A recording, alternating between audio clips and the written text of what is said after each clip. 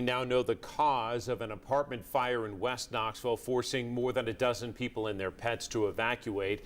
Firefighters do blame a grease fire. 10 News reporter Lauren Davis joining us now. And Lauren, you were at the scene today. What did you learn? John, Robin, I spoke with many residents who declined to go on camera, but shared while their belongings may be gone, they're thankful to be okay. Now they're relying on the kindness of others to move forward.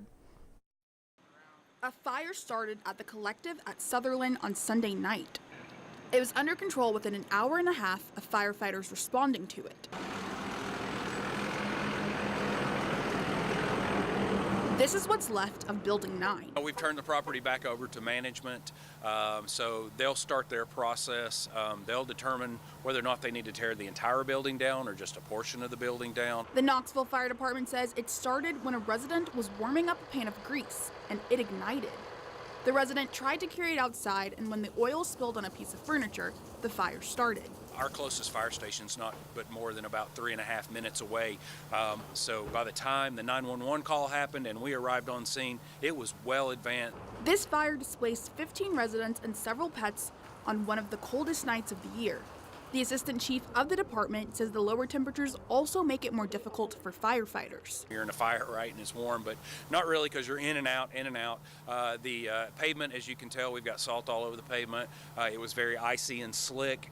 We had a couple of slips and trips, nothing major. He shared some safety tips to minimize the risk of fires at your home. If you're going to use any type of space heater, keep it away from anything that is flammable at least 3 feet. Don't use extension cords. Plug them directly into the wall. Never use kerosene heaters and stuff like that indoors. Right now, the apartment complex is collecting donations for its displaced residents. Behind me, you can see donations have already started pouring in. They're looking for all kinds of things from clothing to furniture and bedding. They say they're finding empty units for the displaced to stay in at their current complex or a sister site. John, Robin. All right, Lauren, thank you. A dog named Caitlin was rescued from last night's fire, taken to the emergency vet. Well, firefighters say she's still being treated for her injuries, but is doing well. Happy to report that.